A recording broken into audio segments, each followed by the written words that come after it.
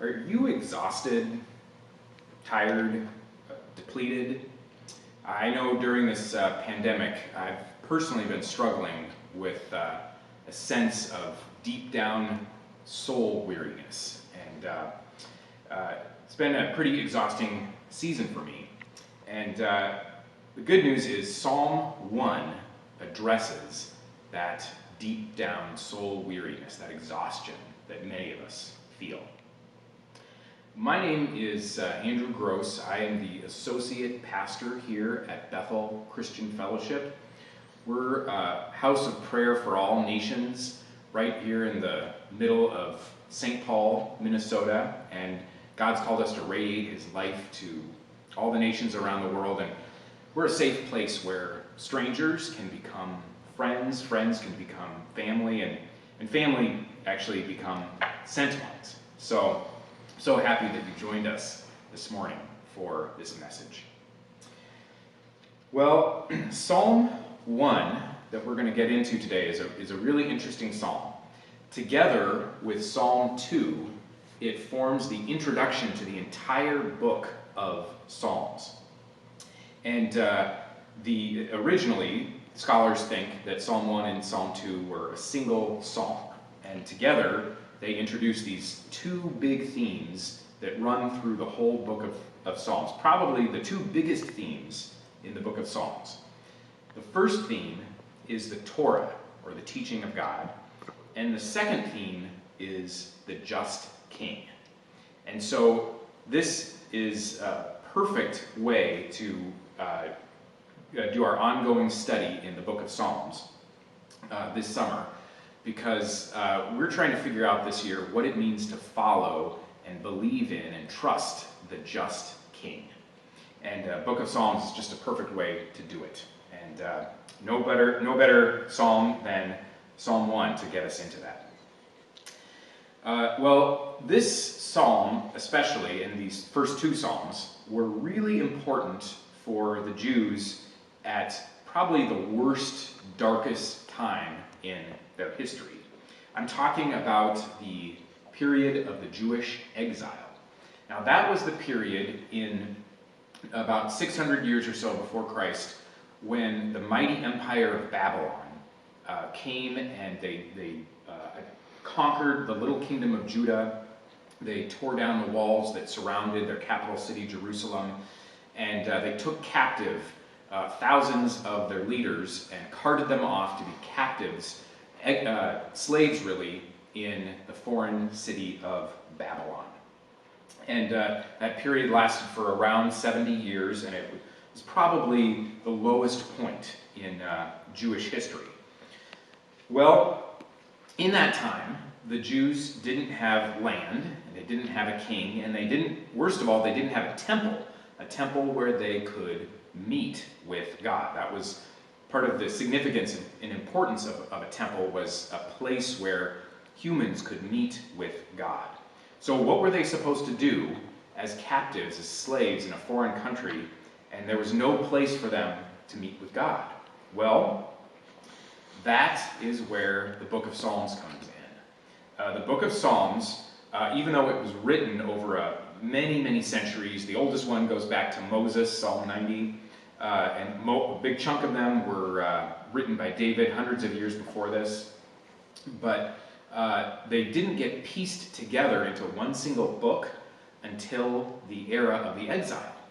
And the reason for that is this idea that without a place to meet with God, a physical location to meet with God, the book of Psalms became what scholars have called a mobile temple, a place to meet with God. The idea was, the promise was for devout Jews, is that if they would meditate on God's Torah through the book of Psalms, they would use the book of Psalms as a way to meditate on God's Torah, then they could meet with God without a temple. And so in that way, the book of Psalms itself was like this mobile temple. Now, it's really helpful to know this background because we find ourselves in a similar position. Did you know you and I are actually in exile? if we're followers of Christ, this is not our home. You might have a wonderful life, but it's still nowhere near as good as or as wonderful as the life that God promises us when Jesus returns and restores everything and establishes the new kingdom and the new earth. And until that time, we are in exile. The New Testament confirms this. It even says that we are in exile. But there are periods in everyone's life where that exile feeling is even worse. It could be after a loss, it could be after a big disappointment or a particular challenge or trial. That's a season where we feel dislocated, disoriented, disconnected, and we feel our exile all the more in those seasons. We're always in exile until Jesus returns, but we feel our exile sometimes worse than others. And I don't know about you, but this pandemic has been making me feel a little bit like we're in an exile. Everything's off. Things are disoriented. People are disconnected from one another. It's a very difficult season for so many people. And that's part of what has left me feeling so exhausted in this kind of deep down soul weariness.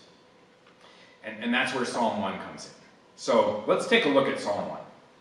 So Psalm 1 is a classic wisdom literature psalm. And wisdom literature is that genre of literature for the ancient Hebrews, and actually many different people in the ancient Near East, that contrasts the wise way and the foolish way. And it tries to show us how to take the way of wisdom over the way of foolishness. And Psalm 1 is just a perfect example of that. So let's read that together. If you could turn with me to Psalm 1, a very short psalm here. Blessed is the one who does not walk in step with the wicked, or stand in the way that sinners take, or sits in the company of mockers, but whose delight is in the Torah of the Lord, and who meditates on his Torah day and night. That person is like a tree planted by streams of water, which yields its fruit in season and whose leaf does not wither. Whatever they do prospers. Not so the wicked. They are like chaff that the wind blows away. Therefore the wicked will not stand in the day of judgment, nor sinners in the assembly of the righteous. For the Lord watches over the way of the righteous, but the way of the wicked leads to destruction. Really interesting psalm here. It's trying to get us to choose one of two very different ways. And it does that by using these really powerful images, and especially if you were to live at the time, these images would just be emblazoned in your imagination. The first image is the image of chaff, and the second image is the image of the tree. So let's get into those images a little bit. So chaff, now in an agricultural society, it still happens today, chaff was the waste from the harvest, the leftovers from the harvest. You see, what would happen is at the wheat harvest, people would bring in the sheaves. Sheaves were the long stalks, the long pieces of wheat grass, and they would gather them together in a great big open place. And then the first step they would do is they would crush those sheaves. They'd use tools and instruments, and they'd stomp on them, and they'd try to break down the sheaves into the tiniest little pieces possible. And then they would take something like a pitchfork, and they would scoop a big pile of these broken sheaves, and they'd toss it up in the air as high as they could. Well, the wheat, the kernel, the grain, is what they needed, what they wanted. That's what you use to make bread. Gravity would pull those down because that was heavier. But then the pieces of the stalk they didn't need anymore, the leaves and the stalk, they were crushed up into little pieces at this point. when it was tossed in the air, the wind would come and just blow that away. And that was the chaff that could, the waste that was blown away. And so when you use that word, chaff, in the ancient world, it would conjure up feelings of dryness and depletion and dehydration. It would give you that sense of something that has no foundation, no grounding, no rootedness to hold it in place. Chaff was that irritating waste. And it was the stuff that was so insubstantial that it could be just pushed away by a simple breeze. You see, the author here wants you and me to feel what the way of wickedness ends up feeling like for us. The author is not saying, and I'm not saying, that if you're exhausted, that means you're in the way of wickedness. That's not what that means. But what the author does want you and me to feel is that the wicked end up experiencing life as if it's like chaff. If one persists in the way of wickedness, at first it seems very fulfilling and very satisfying and very exciting and alluring.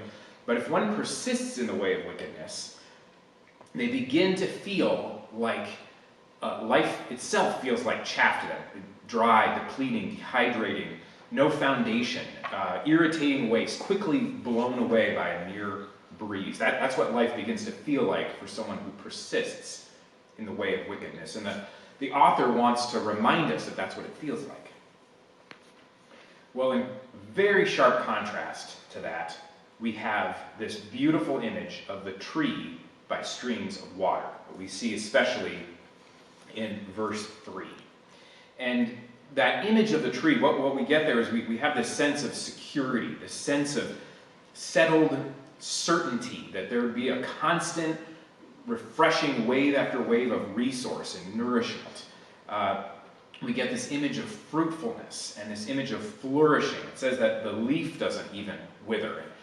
Of course, that would be usual that would be very unusual in an arid region like the ancient Near East. Most of the trees there, the ones out in the forests, they had to wait for months at a time before they even got a drop of rain. But if a tree was planted by streams of water, its roots could constantly soak up that nourishment. And so Psalm 1 here is really, it's an invitation.